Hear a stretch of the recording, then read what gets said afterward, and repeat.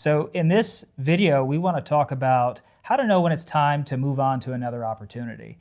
So Dr. Joe, your career has spanned a lot of different leadership roles, several industries. How did you know it was time to move from one opportunity to another? Mm-hmm. Right, great question, because it took me a long time to figure that out. All right, so just let me say at the beginning, if you're going to be leaving, then leave leaning forward. In other words, you're going to something. Sometimes people leave because they're just leaving. They're just leaving the past. It's so nice if you're actually going towards something rather than just, stopping right there. It took me a long time to figure out why I left certain occupations that I had. At first, I thought it was because I'm a guy of vision. I can see myself in other places doing other things, or maybe another place doing the same thing. All right, so take, for example, when I was in Portugal, we were missionaries at that particular time. Started a Portuguese church, international Christian school from kindergarten to high school. There's a lot of work.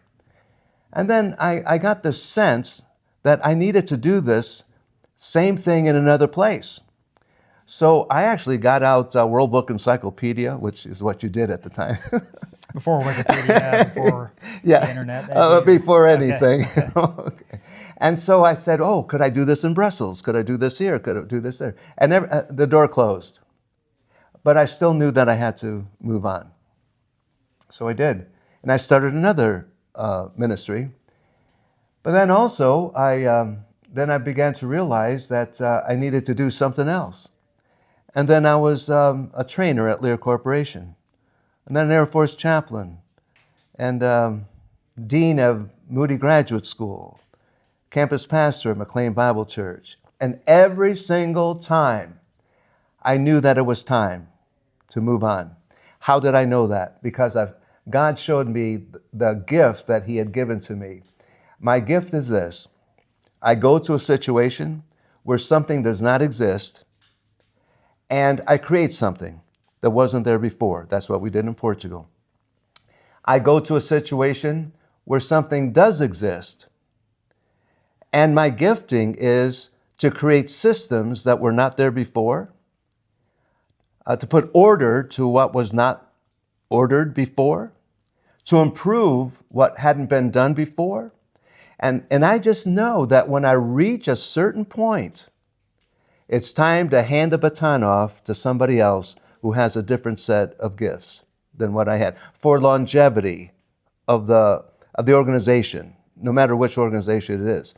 And I think that's one of the reasons why I really enjoy life coaching, because that's what I do with people. I look at what is and I say, okay, how can we improve this? And so that's how I knew. Other people could have different ways of knowing. I can't answer for them. So I've talked to a lot of people who just leave a job for whatever amount of reasons. Maybe they haven't figured out what they do. I'm just saying that I figured out how I did.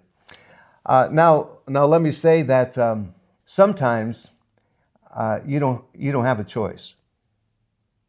I mean, you're fired, and then you have to figure out what to do from there.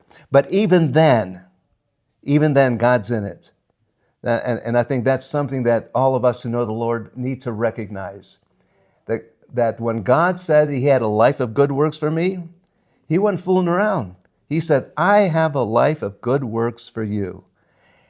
And when the unexpected comes, let's say what I just said, fired, I say, okay, Lord, I sure wasn't anticipating this.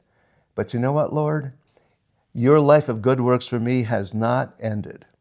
And I'm going to trust you for that which I cannot see at this present moment, and be calm, do my searching. I waited patiently for the Lord. The scripture says, what do you do when you wait patiently for the Lord? You pray and you look and you seek and you will find. Well, thank you, Dr. Joe. That was very helpful, and I appreciate that.